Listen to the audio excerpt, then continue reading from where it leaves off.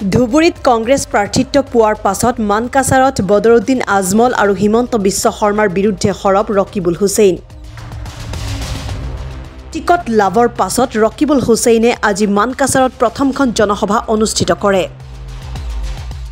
মানকাছাৰৰ হাটচিঙিমাৰীত অনুষ্ঠিত এই কংগ্ৰেছৰ বিশাল জনসভাত কংগ্ৰেছ প্ৰাৰ্থী ৰকিবুল হুছেইনৰ লগতে গোৱালপাৰা আৰু জলেশ্বৰ সমষ্টিৰ 2 বিধায়ক উপস্থিত আছিল।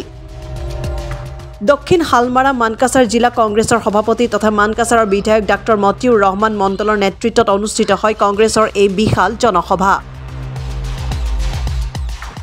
কংগ্ৰেছ প্ৰাৰ্থী ৰকিবুল হুছেইনে প্ৰথমখন জনসভাৰ জৰিয়তে সাংসদ মৌলানা বদৰুদ্দিন আজমল আৰু মুখ্যমন্ত্ৰী হিমন্ত বিশ্ব শৰ্মাক কঠোৰ সমালোচনা কৰে।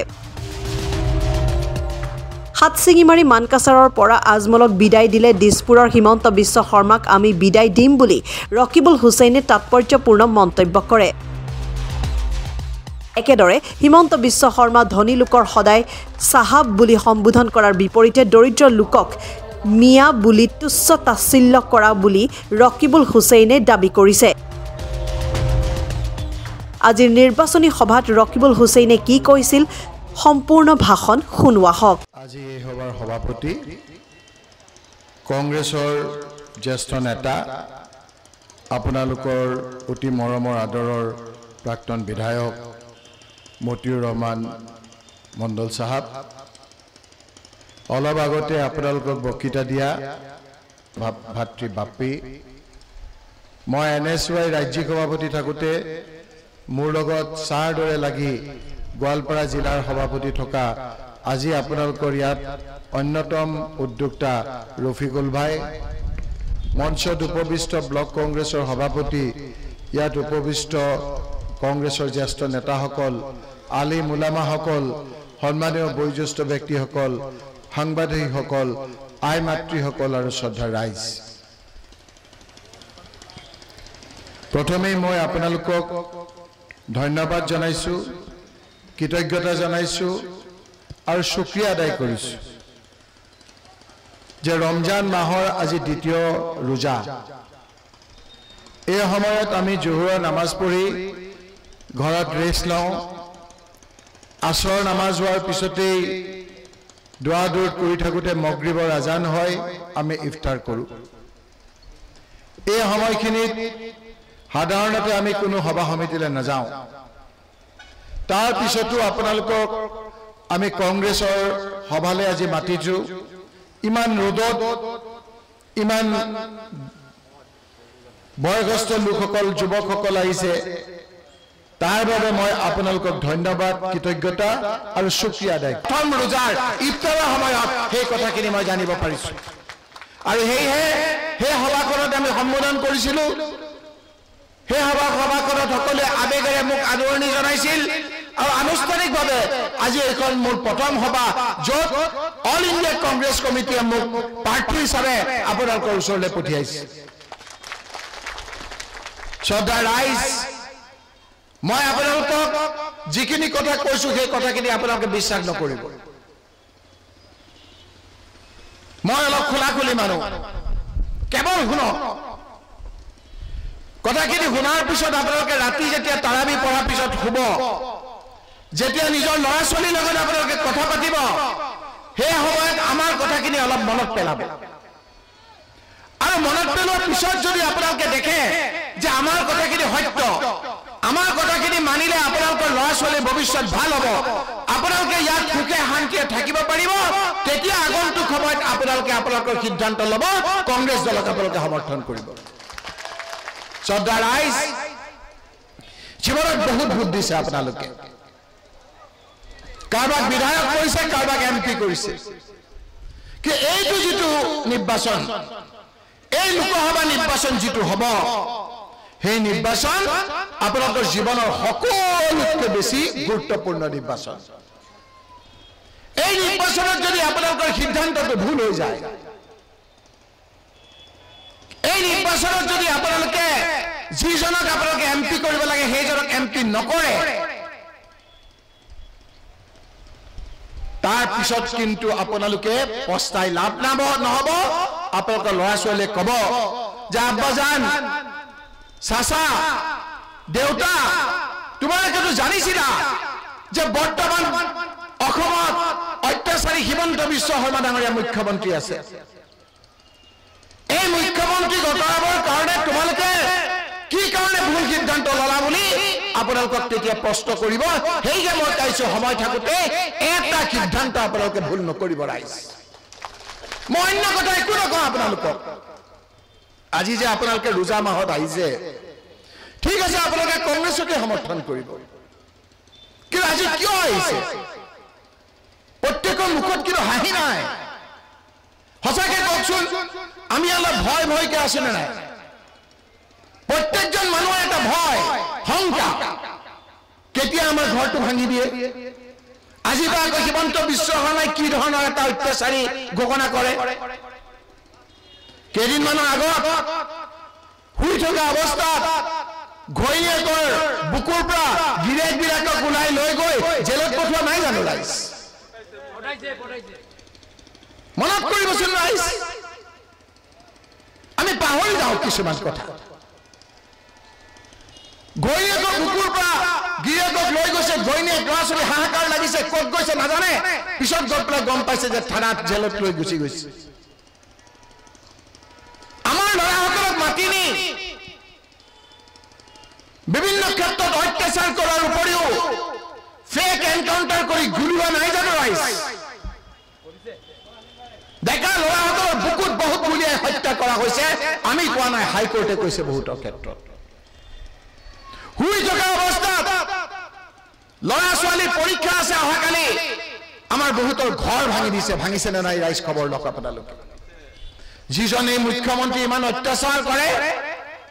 সেই মুখ্যমন্ত্ৰীৰ ভয়ত আজি আমি কম প্ৰমাণ। সেইকাৰণে ভাবিছে কংগ্ৰেছ আহিছে, কিবা কয় আমি শুনিবলৈ যাওঁ। ৰাইজ, এই নিৰ্বাচন হ'ল সেই অত্যাচাৰী শাসকক এটা শিকলি দিয়া, এই অত্যাচাৰী শাসকক গাদ্দিৰ পৰা আঁতৰোৱা। এতিয়া আপোনালোকে নিশ্চয় ক'ব যে MP ইলেকশ্যনত আকৌ মুখ্যমন্ত্ৰী হিমন্ত বিশ্ব শৰ্মা কেনেকৈ আঁতৰিব। মই খোলাকে আপোনালোকক পাতিছো, আপোনালোকে সচেতন নাগৰিক, আপোনালোকে খবৰ কৰিব। সেইকাৰণে মই কৈছো যে আমাৰ কথাখিনি ইয়াত বিশ্বাস কৰিব নালাগে, ঘৰত গৈ ভাবিব। বদৰুদ্দিন আজমল ডাঙৰীয়া, বদৰুদ্দিন আজমল ডাঙৰীয়া আপোনালোকৰ MP। এই MP ডাঙৰীয়াৰ কথা বতৰা আপোনালোকক আমাৰ বিভিন্ন বিধায়কে কৈছে। এই MP ডাঙৰীয়া কথা হিমন্ত বিশ্ব শৰ্মাই কি কৈছে আপোনালোকে জানেনে বাৰু? মই এখন মিটিঙত আপোনালোকৰ মানকাছাৰত হাত চিঙি মাৰি শুনাই গৈছিলো। ৰাইজে সকলোৱে ভাবিছিল যে কোনে কৈ আছে কথাবিলাক। মই আজিও শুনাই দিব পাৰো আপোনালোকক। কি কৈছিল জানে? হিমন্ত বিশ্ব শৰ্মাই হিন্দীত কৈছিল যে बदरुद्दीन आजमल जी का बहुत दिन का तमन्ना था हमको चीफ मिनिस्टर बनाने के लिए। हम जो कहते हैं वही चीफ मिनिस्टर हिमंत बिश्व शर्मा कैसे जो हम जो कहते हैं वही बदरुद्दीन आजमल करते हैं। हर राज्यसभा इलेक्शन में हम जिसको कहते हैं उसी को वोट देते हैं। सॉरी मुरला भूल हो गई तो बदरुद्दीन आजमल बोली कोआ ना है তেওঁ কৈছে বদু ভাই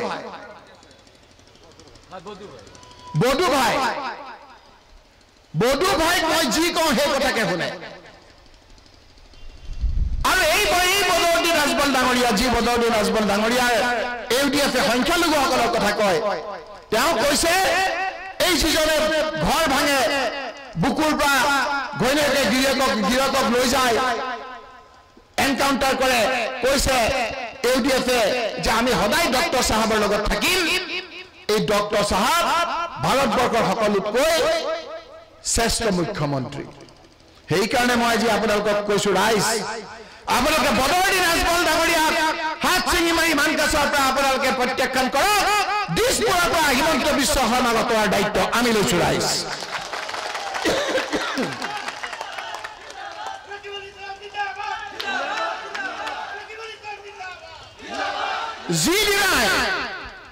যিদিনাই ইয়াৰ পৰা বদৰুদ্দিন আজমল ডাঙৰীয়া হাৰিব সেইদিনাই হিমন্ত বিশ্ব শৰ্মাৰ চকী তাত লৰি যাব। আপোনালোকক মই কথা কৈ গৈছো আজি। কাৰণ আজি যদি বদৰুদ্দিন আজমল ডাঙৰীয়াৰ ইউডিএফৰ জন্ম নহলেহেঁতেন অসমত কেতিয়াও এই হিমন্ত বিশ্ব শৰ্মা মুখ্যমন্ত্ৰী হ'ব নোৱাৰিলেহেঁতেন অংক কৰি চাওক আপোনালোকে কেৱল এওঁলোকৰ কাৰণেই হিমন্ত বিশ্ব শৰ্মা ডাঙৰীয়া আজি মুখ্যমন্ত্ৰী হৈ আছে সেইকাৰণে আপোনালোকক মই কৈছো অন্য কথা সকলো বাদ দিয়ক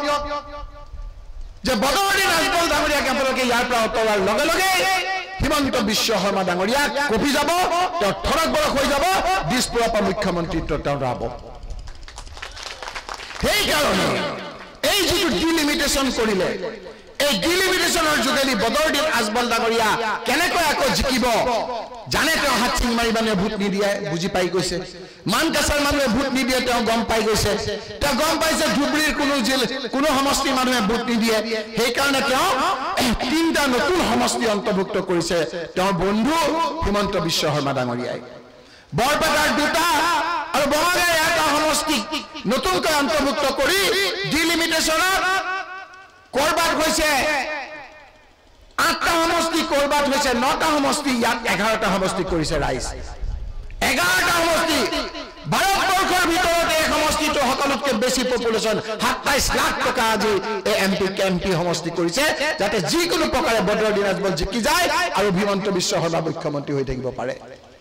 সেইকাৰণে প্ৰতিটো ভোট এই যে আঙুলিটো আছে ৰাইজ এই আঙুলিটোৰে আপোনালোকে ভোট দিব এই আঙুলিটোৱে আপোনালোকৰ ভৱিষ্যত এই আঙুলিটোত আপোনালোকৰ ল'ৰা ছোৱালী আপোনালোকৰ ঘৰখনৰ ভৱিষ্যত নিৰ্ভৰ কৰিব যদি আঙুলিটোৰে আপোনালোকে ভুল সিদ্ধান্ত লয় তেতিয়াহ'লে আপোনালোকৰ ল'ৰা ছোৱালীৰ ভৱিষ্যত অন্ধকাৰ হ'ব ৰাইজ আমাৰ একো নহয়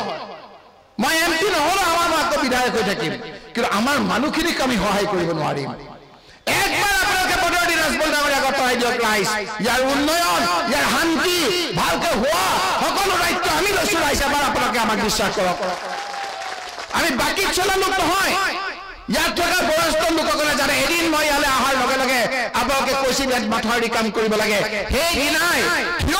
অফিচাৰক কৈ 3 কোটি টকা মই ইয়াত চেংচন কৰি গৈছিলো নে নাই এই সময়ত জ্যেষ্ঠ লোকসকলে ইয়াত জানে ইয়াৰ জিলা যেতিয়া আমি গঠন কৰিছিলো যেতিয়া ইয়াৰ জিলাখনৰ কথা আমাৰ আজি বাপী আপোনালোকক কৈছে যেতিয়া তৰুণ গগৈ ডাঙৰীয়া ইয়াৰ জিলা কৰাৰ কথা কৈছিল সেই সময়ৰ এজন জ্যেষ্ঠ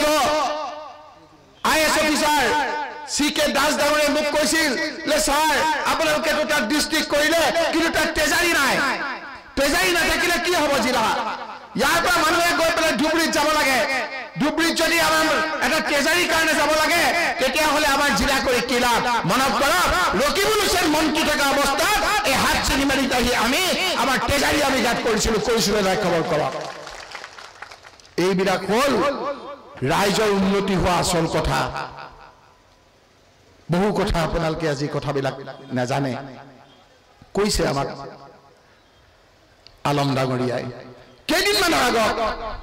যিসকল সচেতন ইয়াত উকিল বহুত আছে সেইসকলে জানে কেইদিনমানৰ আগত সুপ্ৰিম কোৰ্টত হাহাকাৰ যে ভিত্তি বছৰ 51 হ'ব নে 71 হ'ব 51 হ'ব নে 71 হ'ব হাহাকাৰ বিৰোধী পক্ষই আমাৰ যিসকল আছে যিসকলে 51 বিচাৰিছে ডাঙৰ ডাঙৰ উকিল ধৰিছে বদৰুদ্দিন আজমল ডাঙৰীয়া আপোনাৰ বহুত টকা পইচা আছে কোন উকিল ধৰি সুপ্ৰিম কোৰ্টত আপুনি এই বিষয়ে যুঁজিছিল আপোনালোকে নাম কওক মানুহখিনি খালি ঠগাই আপোনালোকে খালি ঠগাই মানুহক আমি আজি কৈছো কিমান ডাঙৰ আজিকালি আপোনালোকৰ সুপ্ৰিম কোৰ্টৰ যিবিলাক বক্তব্য উকিলে কয় সেই উকিলৰ কথাবিলাক আপোনাৰ আজিকালি ৰেকৰ্ডিং হৈ থাকে ডাইৰেক্ট টেলিকাষ্ট হয় আমি তথ্যৰে কৈছো ৰকিবুল হুছেইনে আমি কাটাত ভাল উকিল দি নিশ্চিত বিপদৰ পৰা 51-71 কেছত আমি আপোনালোকৰ হৈ আমাৰ হৈ আমি ডাঙৰ ডাঙৰ উকিল ধৰিছিলো সেই কথা সত্য হয় নে নহয় ইয়াৰ সচেতন উকিলসকলে আপোনালোকক ক'ব যেতিয়াই বিপদত পৰিছে NRC কেছ হ'ল হঠাৎ ক'লে যে 38 লাখ মহিলা যিসকলক পঞ্চায়তে চাৰ্টিফিকেট দিছে সেই লোকসকলৰ নামটো কৰ্তন যাব 48 লাখ মহিলাৰ যদি নাম কৰ্তন যায় অকল মহিলাৰ কৰ্তন নাযায় অকল মহিলাৰ কৰ্তন নাযায় সকলো লোকৰ আমি মহিলাৰ পৰা ল'ৰা ছোৱালী হয় মহিলাৰ বাপেক থাকে তেওঁ যদি নাগৰিকত্ব হেৰাই লাহে লাহে আমাৰো নাগৰিকত্ব বহুতৰ সন্দেহজনক হৈ গ'লহেঁতেন সেই সময়ত এই ৰচিদ আলমে কৈছে আপোনালোকক বেৰিকা মাৰাক বুলি এগৰাকী গাৰো ছোৱালী ইয়াৰ পৰা লৈ গৈ এগৰাকী ৰাভা মানুহক লৈ গৈ আৰু দুগৰাকী মানুহক লৈ গৈ সুপ্ৰিম কোৰ্টত কেছ কৰাৰ পাছত সেই নিশ্চিত বিপদৰ পৰা যেতিয়া ৰক্ষা কৰিছিলো তেতিয়া মাত্ৰ সেই ওপৰলৰ ওচৰত কৈছিলো যে এই মানুহখিনিক আমি বচাব পাৰিছো আপোনাক শুকৰিয়া আদায় কৰিছো আল্লাহ কিন্তু সেই সময়ত উকিলৰ পিছফালে গৈ সুপ্ৰিম কোৰ্টত আমি হস্তিয়া জনপ্ৰিয়তা ৰাজনীতি কৰিব খোজা নাছিলো এই কথাখিনি তথ্য সহকাৰে আপোনালোকক জনাই দিব ৰাইছে অকল সেইটোৱে নহয় অৰিজিনেল ইনহেবিটেন্ট বুলি আকৌ যেতিয়া এটা সমস্যা আহিছিলে আকৌ গৈ তাত গৈ পেলাই সজুৰে এটা দুটা নহয় কেইবাবাৰো আমি ডাঙৰ ডাঙৰ উকিলক লগ ধৰি যেতিয়া পইচা দিব নোৱাৰা এটা অৱস্থা হ'ল ৰাহুল গান্ধীৰ ওচৰত চাপিলো আমি ৰাহুল গান্ধী ডাঙৰীয়াই 7জনকৈ ডাঙৰ উকিলক মাতি আনি ক'লে এই লোকসকলে ক'ৰ পৰা পইচা দিব তোমালোকে অকমান ৰেহাই দিয়া তেওঁৰ সহযোগত ভালকৈ আপোনাৰ আমি সুপ্ৰিম কোৰ্টত যুঁজি নিশ্চিত বিপদৰ পৰা আজি আমি বাচিলো আৰু এনআৰসি যোগেদি আজি আমাক নাগৰিকত্ব প্ৰমাণ দিবৰ কাৰণে এই চৰকাৰে নহয় বা সকলো চৰকাৰে যি বাধ্য হ'ল ৰাইজ মনত কৰকচোন এনআৰসিৰ সময়ত এই হাত চিঙি মাৰি পৰা সকলো কাগজ পত্ৰ লৈ ক'ত যাবলগীয়া হৈছিল আপোনালোকে ইয়াৰ পৰা তালৈ তাৰ পৰা ইয়ালৈ ঘূৰি ফুৰিবলগীয়া হোৱা নাছিল কোনে কৰিছিল এই হিমন্ত বিশ্ব শৰ্মাৰ তেওঁৰ সহযোগীসকলে নহয় আৰু আজি তেওঁলোকৰ যিসকল সহযোগী সেই লোকসকলে সৰ্ববেশত আহি আপোনালোকৰ ওচৰত ভোট খুজিছে তথ্য দি মাজি নিদিও কিমান এই মানুহৰ প্ৰতি আন্তৰিকতা নাই এই ইউডিএফে ডি ভোটাৰ সংক্ৰান্তত হাইকোৰ্টত এটা কেছ কৰিছিল হাইকোৰ্টৰ জাজে পজিটিভলি যোগাত্মকভাৱে এটা ৰায় দিবলৈ বিচাৰিলে ঠিক তাৰ ৰায় দিয়াৰ আগত হিমন্ত বিশ্ব শৰ্মা পাল্লাত পৰিল তেওঁলোক পাল্লাত পৰাৰ পাছত বিশ্বাস নকৰিব তেওঁলোকৰ উকিলে কৈছে কিতাপ লিখিছে মোৰ হাততে আছে আজি নহয় আকৌ আপোনালোকৰ ওচৰত আহি মই দেখুৱাম তেওঁলোকে ক'লে যিটো কেছ কেৱল তেওঁলোকে আৰু এটা জেটত থাকিলে এই ভোটাৰৰ সমস্যাটো সমাধান হৈ আমাৰ পক্ষে ৰায় হ'লহেঁতেন ৰাতাৰাতি হিমন্ত বিশ্ব শৰ্মাৰ কথা এই গোটেই কেছটো ইউডিএফে উদ্ৰ কৰি দিলে ইমান ডাঙৰ কথা এটা মই ভুলকৈ আপোনালোকক ক'ব পাৰো জানো ৰাইজ এইটো মোৰ কথা নহয় তেওঁলোকৰ যিজন উকিল সেই উকিলজনে আহি আজি কিতাপ লিখিছে যে মই বুজি নাপালো ৰাতাৰাত মোক ফিডবেক দিছে যে কি কাৰণে কেছটো উদ্ৰ কৰিব লাগে সেইকাৰণে মই আজি কৈছো যে আমাৰ কথাখিনি আপোনালোকে বিশ্বাস কৰিব নালাগে আপোনালোকে বিশ্বাস নকৰিব কথাবিলাক ঘৰত গৈ চিন্তা কৰিব এই আঙুলিটোৰে নিজৰ ভৱিষ্যত আপোনালোকে নিজেই নিৰ্মাণ কৰক আজি আপোনালোকে চাওক আজি মানকাছাৰ সমষ্টিৰ পৰা ভোট পাই ইয়াৰ পৰা যায় আৰু গৈ পেলাই কি কৈছে তেওঁ মুছলমান মানুহসকলৰ বোলে ল'ৰাবিলাকে তিৰোতা দেখিলে গা গৰম হৈ যায় কয় নে নকয় কওকচোন আপোনালোকে এই কথা এজন মানুহে কয় নেকি আগৰ কৈছে মুছলমান ল'ৰা ছোৱালীবিলাক বোলে চুৰি ডকাইত কৈছে নহয় তেওঁ চুৰি ডকাইত তাত মুছলমান হিন্দু কি আছে কওকচোন গতিকে এই কথাবিলাক ক'বৰ কাৰণে আজি আপোনালোকৰ ওচৰলৈ আহিছো ৰোজা মাহত ইমান ভালকে আপোনালোকে আজি শুনিছে এইটোৱে প্ৰতিয়ন নিছে যে এইবাৰ বদৰুদ্দিন আজমল ডাঙৰীয়া বহু ভোটত পৰাস্ত হ'ব আপোনালোকৰ হৈ আমি কাম কৰিবলৈ আজি সক্ষম হ'ম ৰোজা মাহ দীঘলীয়াকে আপোনালোকক বক্তৃতা নিদিওঁ কাম কৰা মানুহ কি কাম কৰিম আপোনালোকে জানে মই সকলোতকৈ যদি মোক আপোনালোকৰ সাংসদ কৰে মই আপোনালোকক কথা দিছো আপোনালোকৰ এই ভয় ভাৱটো নাইকিয়া কৰিম হিমন্ত বিশ্ব শৰ্মা ডাঙৰীয়া আপোনালোকৰ বন্ধুকে এবাৰ হৰুৱাৰ পাছত হিমন্ত বিশ্ব শৰ্মা ডাঙৰীয়া সাৱধান তোমাৰ ৰঙা চকুক আমি ভয় নকৰো 50টা হিমন্ত বিশ্বই এই হাত চিঙি মাৰি মানকাছাৰ দুখীয়া মানুহৰ এটা লোম লৰাব নোৱাৰে আপোনালোকক মই ৱাদা কৰি গৈছো ক'ত বেলেগে আহি এনেকে কাৰ সাহস আছে এনেকে ক'বলৈ আমাৰ সাহস আছে কাৰণ আমি জাতি বৰ্ণ ধৰ্ম ভাষা নিৰ্বিশেষে সকলো লোকৰ পক্ষত থাকিম কাৰো অন্যায় হ'বলৈ নিদিওঁ আপোনালোকে চাব হিমন্ত বিশ্ব শৰ্মা ডাঙৰীয়া মুছলমান মানুহলৈ যদি চুট পেণ্ট পিন্ধা মানুহ হয় তেওঁক চাহাব বুলি কয় মই কোৱা কথাখিনি বেলেগে ক'বলৈ সাহস নকৰে দুখীয়া হয় মিয়া বুলি কয় নে নকয় মিয়া দুখীয়া মানুহক কয় মিয়া তুচ্ছ তাচিল্য হিমন্ত বিশ্ব শৰ্মা ডাঙৰীয়া এইবাৰ আমি এই জাগৰণ আৰম্ভ কৰিম কি জাগৰণ যে দুখীয়া লোকসকল আমি কৰ্ম কৰি খোৱালো ৰাতিপুৱাই উঠি আমি খেতিত যাওঁ কাৰো ওপৰত আমি ডিপেণ্ড নকৰো এই মানুহখিনিক আমি কম যে আমাৰ ল'ৰা ছোৱালীক ভালকৈ পঢ়াবা এই মানুহখিনিক আমি সাহায্য কৰাম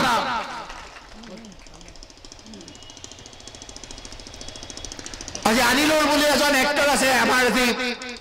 গোৱালপাৰাৰ ৰাতিপুৱা মোক ৰচিদ আলমে ঘৰটো দেখাই আহিছে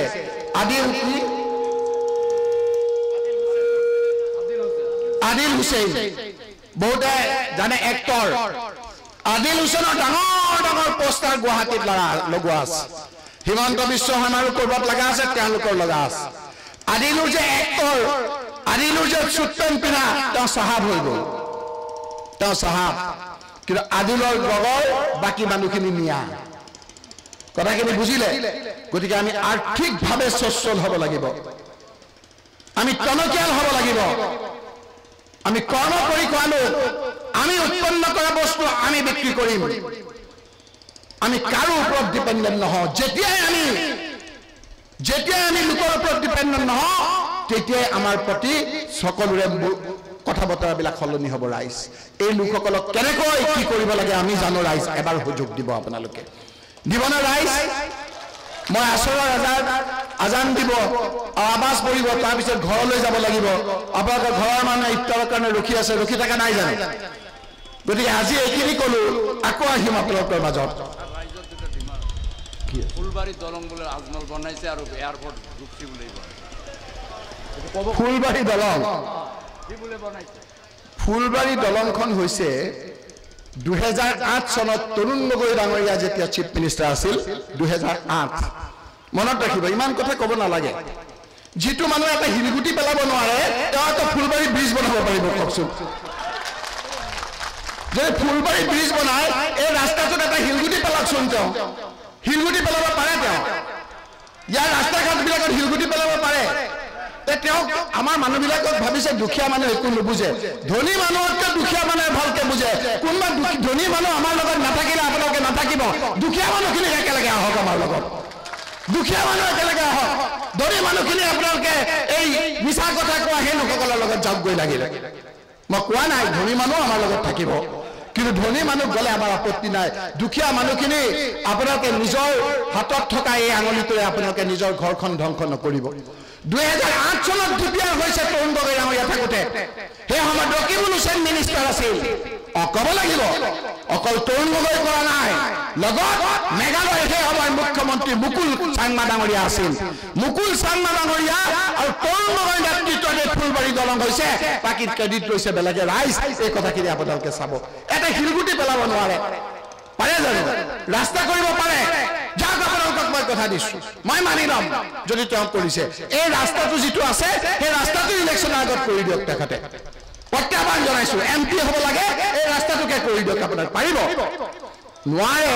এই লোকসকলক কেৱল লাগে ৰাইজৰ পৰা খুশি খাব আজমল সুপাৰ 40 নে কিবা এখন খুলিছে খুব টিভিত দেখায় যে তাত মুছলমান ল'ৰা পঢ়ে বিভিন্ন জাতি ধৰ্মৰ ল'ৰা পঢ়ে আপোনালোকৰ কোনোবা ল'ৰা পঢ়ে নেকি তাত 2 লাখ 2.5 লাখ টকা এটা ল'ৰা লাগে 2 লাখ 2.5 লাখ টকা লাগে আপোনালোকে দিব পাৰিব আপোনালোকক মই ৱাদা কৰিছো যে আপোনালোকে আমাক কাম কৰাৰ সুবিধা দিয়ক তেনেকুৱা ইনষ্টিটিউট মই মানকাছাৰ হাত চিনি মাৰি কৰি দেখুৱাম আপোনালোকক ৰকিবুল ইসলাম জিন্দাবাদ জিন্দাবাদ জিন্দাবাদ ৰকিবুল ইসলাম জিন্দাবাদ জিন্দাবাদ জিন্দাবাদ আৰু সেই স্কুলত সুপাৰ 40 সুপাৰ 90 ধনী ল'ৰাৰ কাৰণে কোনো সংৰক্ষণ নাথাকিব সকলো দুখীয়া মানুহৰ কাৰণে সংৰক্ষণ থাকিব লিমিটেড যিটো খৰচ হয় মাত্ৰ 2 লাখ 2.5 লাখ নহয় যিমান লাগে সিমান মাত্ৰ খৰচ হ'ব এক পইচা কাৰো পৰা লাভালাভ নাথাকিব ৰাজহুৱাভাৱে মই আজি আপোনালোকক এই পাঠ মুহূৰ্তত কথা দিছো কোনো ব্যৱসায় চিন্তাধাৰা নাথাকাকৈ বদৰদিন আজমল ডাঙৰীয়া আৰু কোম্পানীয়ে কাম নকৰে ৰাইজ য'তে পইচা থাকে ততে জঁপিয়াই পৰে কৈছে কাৰবাৰ আমনি কালি মই গৈছিলো এখন মাদ্ৰাছা আছিল অনাথ শিশু আছিল বাহিৰত এতিয়াও গৈ চাই আহিব অনাথ শিশুৰ কাৰণে চাইনবোৰ্ড পিছফালে তেওঁৰ ব্যৱসায়িক কেন্দ্ৰ য'তে ত'তে তেওঁৰ হস্তক্ষেপ এইবাৰ আপোনালোকে এটা সিদ্ধান্ত লওক ৰাইজ ল'বনে ৰাইজ সিদ্ধান্ত ল'বনে মোক পিছফালৰ পৰা চিঞৰি আছে কিবা এয়াৰপৰ্ট কৰিছে বোলে তেওঁ এইবিলাক আমাৰ এই মঞ্চৰ মানুহখিনিয়ে বুজি নাপাব পাৰে দুখীয়া মানুহে ঠিক বুজি পায় দুখীয়া মানুহে এইবাৰ এই কৰি দিব নিদিয়ে কওক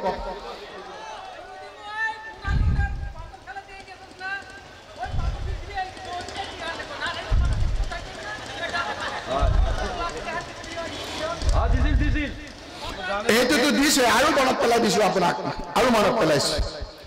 মই যেতিয়া গৃহমন্ত্ৰী আছিলো ৰাজ্যিক মোৰ প্ৰতিমূৰ্তি খুব বাহিৰত পৰি পৰিছিল কিয় পৰিছিল আপোনালোকে মনত কৰিবচোন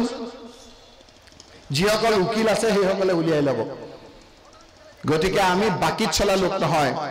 আপোনালোকক সকলোকে আৰ্থিকভাৱে টনকিয়াল কৰাৰ কিছু চিন্তা আমাৰ মগজুত আছে মাত্ৰ 5টা বছৰ আপোনালোকে সেই কামখিনি কৰিবৰ কাৰণে সুবিধা দিয়ক দিবনে বাৰু ৰাইজ কোনে কোনে দিব অলপ হাতখন লাগকচোন ইয়াত যদি ইউডিএফৰ CID আছে সকলো চাওক CID ভাইসকল চাওক আপোনালোকে আকৌ এবাৰ লাগকচোন ঠিক আছে ধন্যবাদ এতিয়া ইউডিএফৰ CIDৰ কাৰণে এটা সুবিধা কৰি দিছো কোনে কোনে আজমল সাহেবক সমৰ্থন কৰিব হাতখন লাগকচোন CID ভাইসকল চাওক আপোনালোকৰ শূন্য কাৰণ আপোনালোকৰ কৰ্মই আপোনালোকক এই দহা কৰিছে গতিকে আৰু কথা ক'ব লাগিব জানো বিভিন্ন সমস্যা সময়ত মোক আপোনালোকে ইয়াত দেখে নে নেদেখে মই আহোনে নাহো আপোনালোকৰ কেইবাবাৰো আহিছো ন ইয়াত জিলা ঘোষণা কৰোঁতে আহিছো ইয়াত আপোনাৰ ট্ৰেজাৰী ঘোষণা কৰোঁতে আহিছো ইয়াতে আহি আপোনালোকৰ এই মানুহজনে ক'লে যে কেইবা কোটি টকাৰ ৰাতাৰাত ইমান দুৰ্বল মানুহ নহয় ৰকিবুল হুছেইন দেখাটো হকত মই যে কোনোবাই ঠেলা মাৰিলে পৰি যাব 50টা হিমন্ত বিশ্ব শৰ্মাই আমাক কাৰো মেডেল লগাব নোৱাৰে এবাৰ মোক আপোনালোকে এই কামখিনি কৰিবলৈ সুবিধা দিয়ক ধন্যবাদ জয় অসম জয় হিন্দ